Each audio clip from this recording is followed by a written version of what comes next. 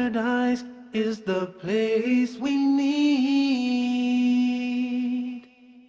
I feel the peace inside of me.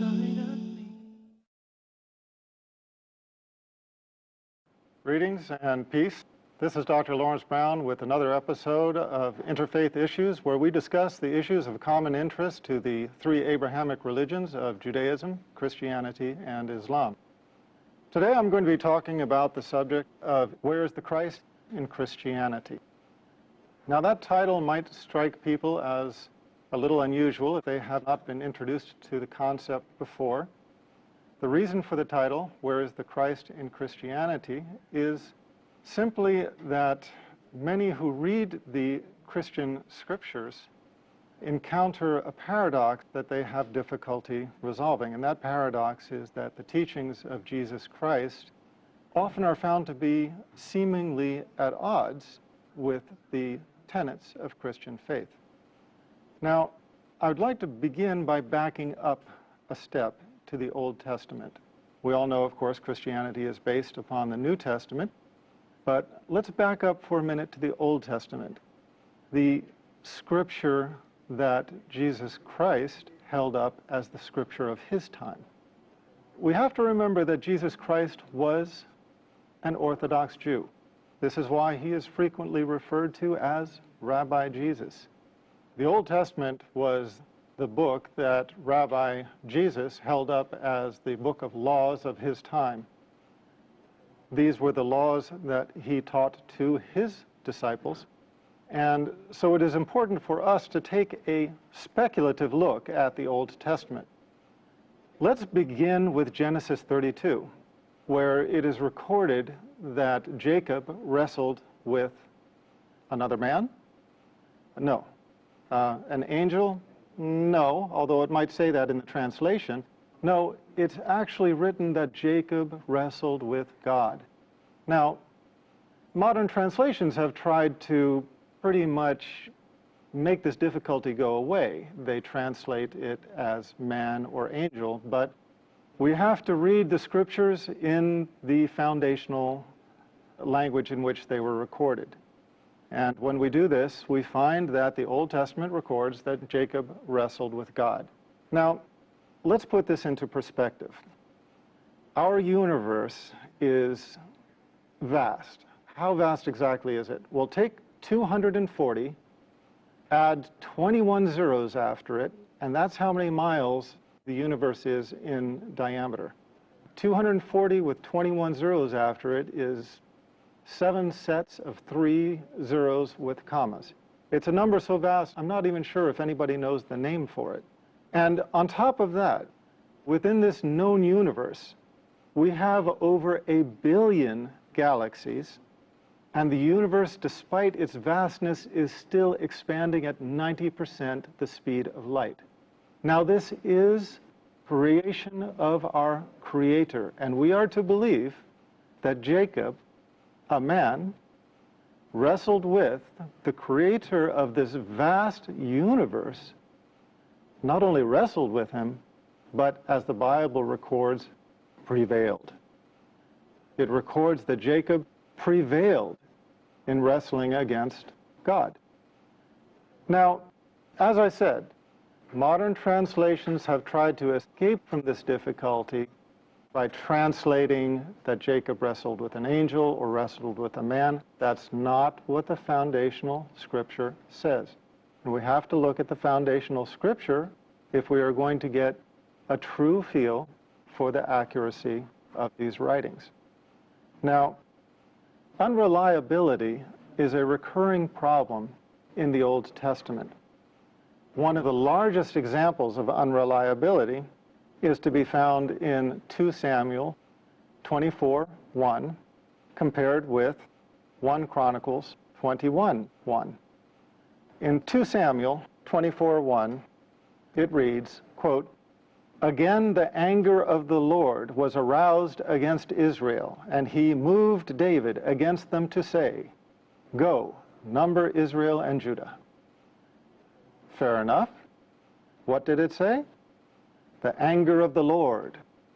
And he moved David What does 1 Chronicles 21:1 say?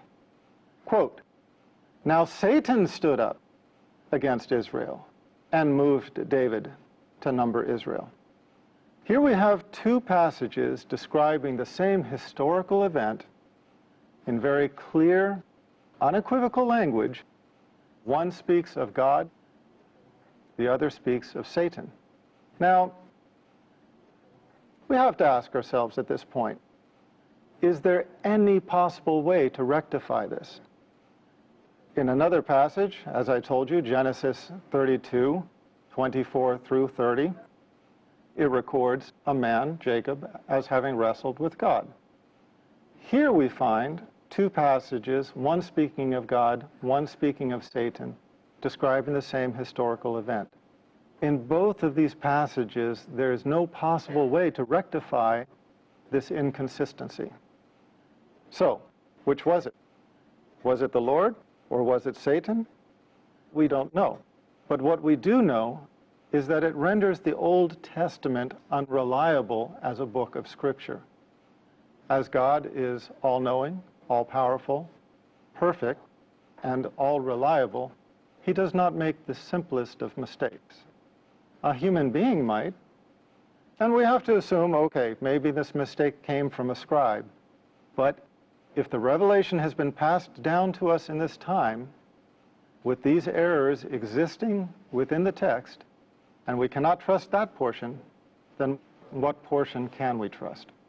Now, Christians would like to believe that the New Testament is free from such errors.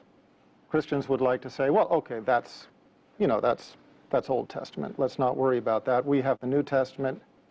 We don't base our faith upon the Old Testament. That's of historical significance because the New Testament replaced the Old Testament. Well, it's a fair enough argument if it bears water. And in order to analyze that, we have to look at the New Testament and consider whether or not there are similar inconsistencies. So let's do that. To begin with, where Jesus and his family allegedly fled when they were persecuted, one gospel, Matthew, records the family having fled. Another, Luke, records the exact same scenario.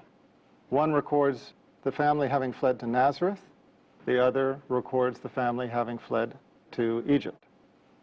Matthew 6:9 through 13, Luke 11:2 through 4, they differ over the wording of the Lord's Prayer. Now, think about what this means. We're talking about the Lord's Prayer. We're not talking about a little esoteric, little-known prayer. We're talking about the Lord's Prayer, the most commonly quoted Christian prayer in the world throughout the history of Christianity. And yet we have two different versions of it.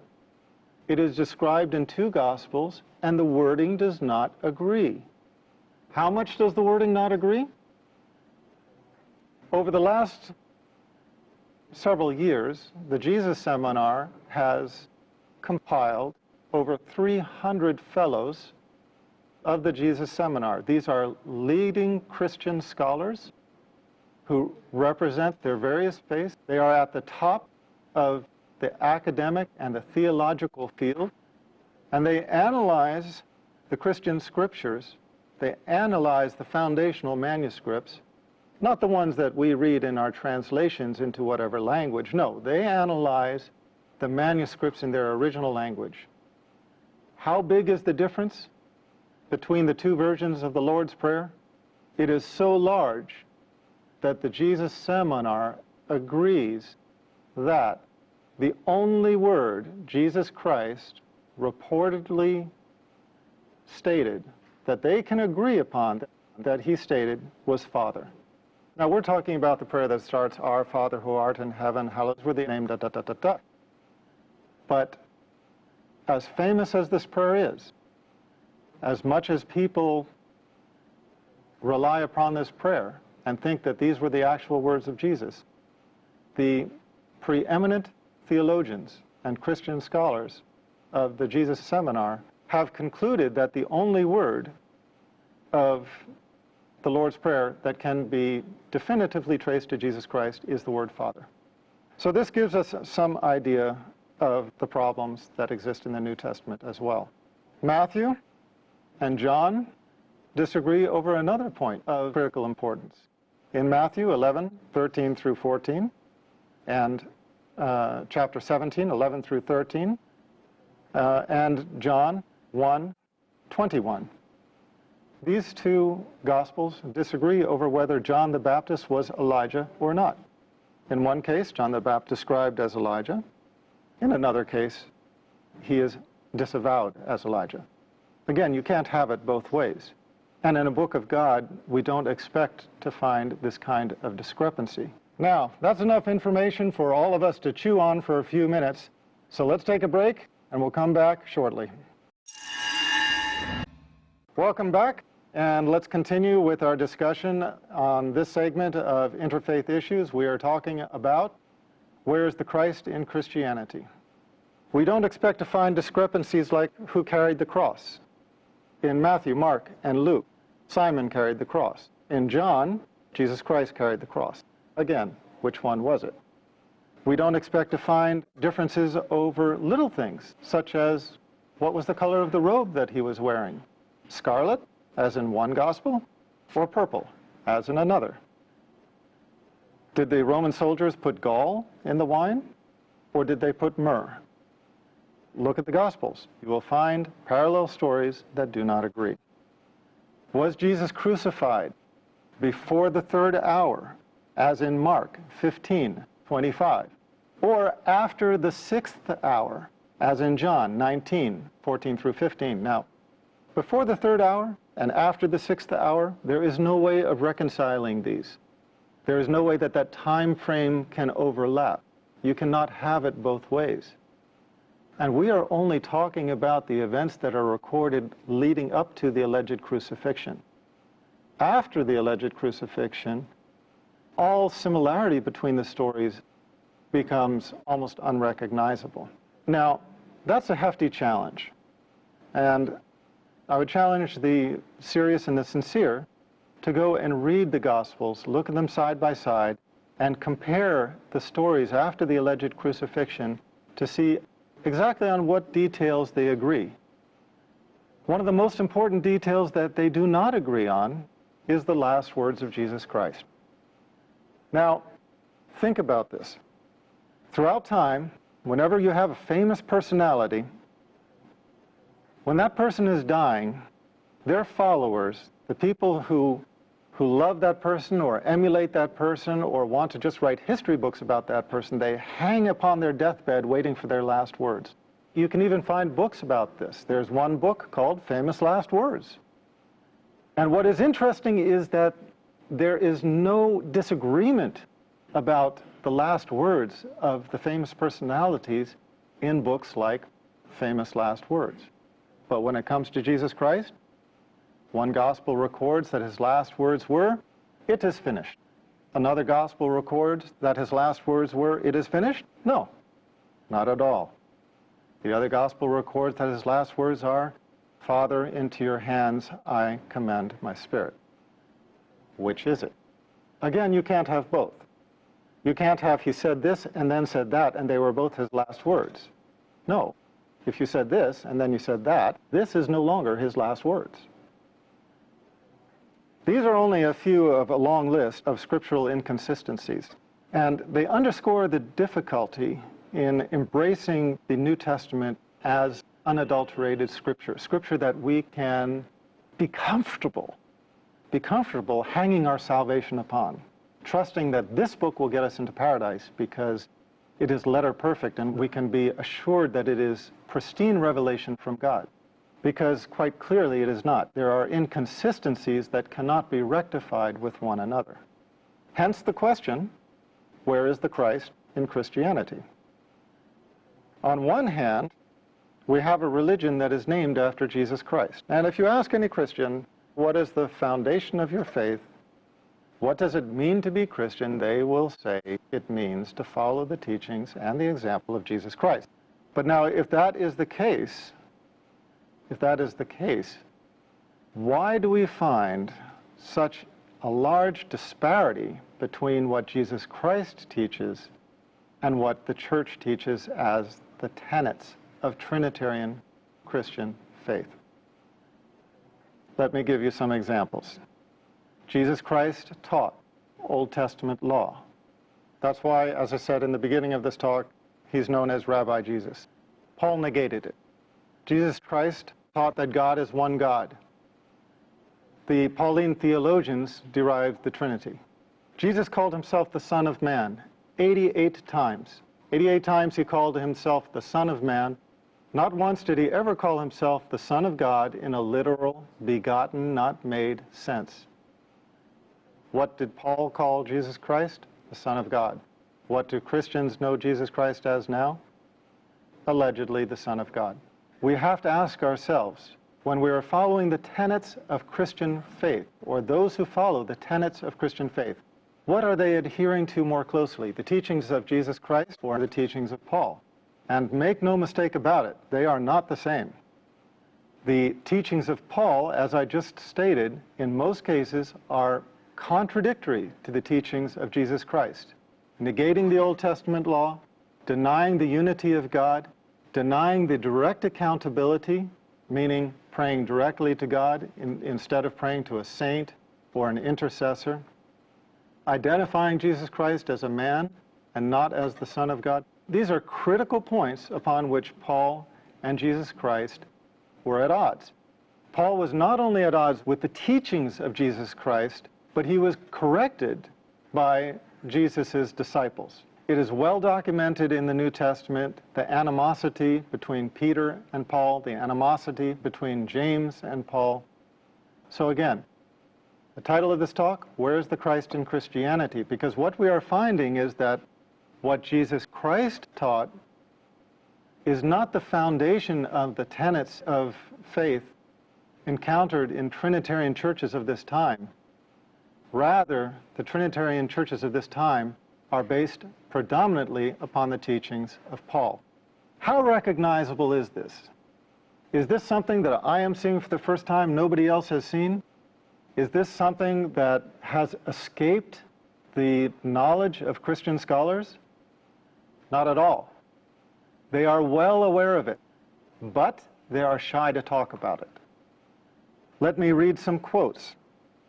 Lehman contributes, quote, "What Paul proclaimed as Christianity was sheer heresy, which could not be based on the Jewish or Essene faith, or on the teaching of Rabbi Jesus.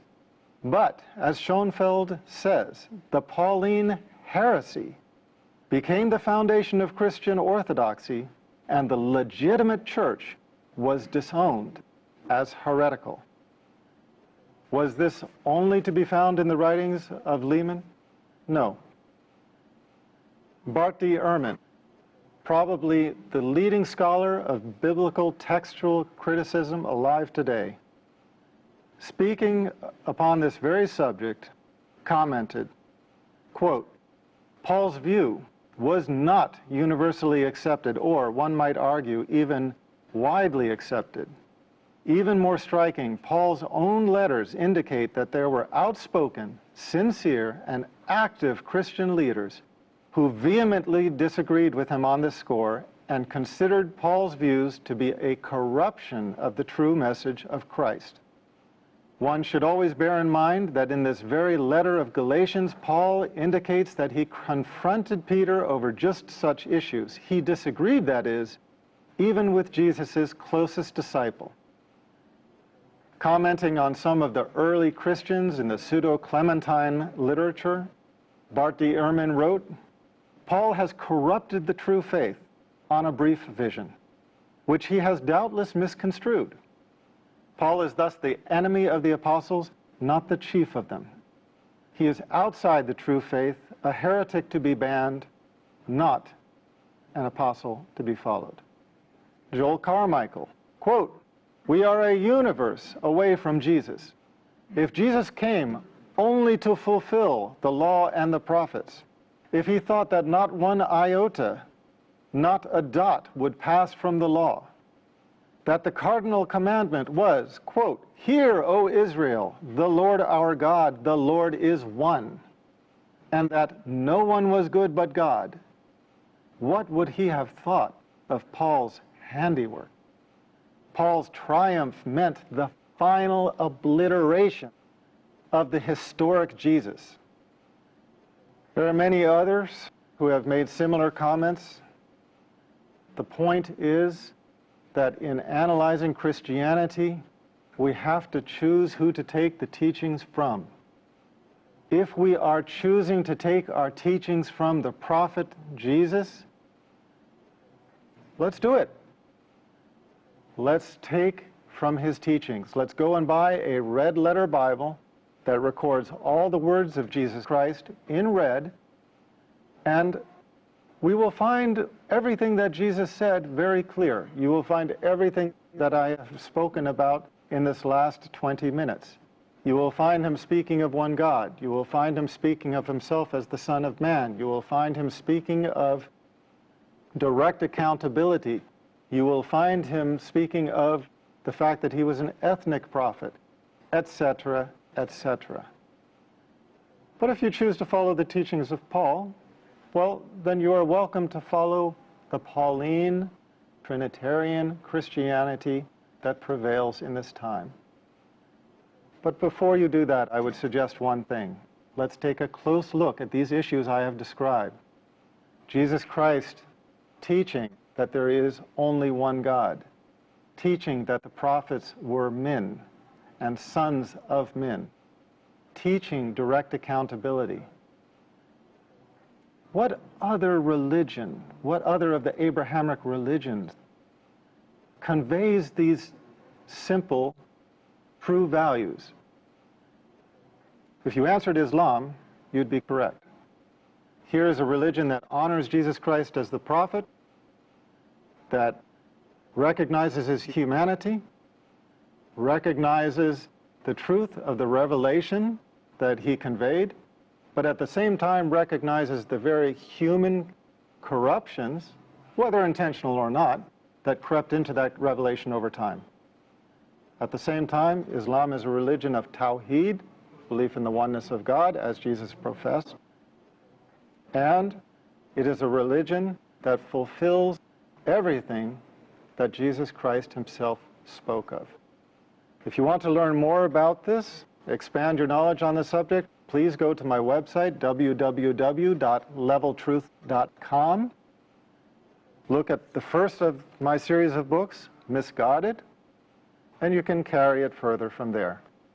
For now, this is Dr. Brown concluding this issue of Interfaith Issues, and looking forward to the next time we meet on this channel. Peace, and thank you for sharing this time with me. I feel the peace, inside of me, a complete tranquility. I remember Allah, He remembers me. Feel the peace, feel the breeze, fresh, pure, holy peace. Peace in you, peace in me, peace for everybody. Fresh, pure, holy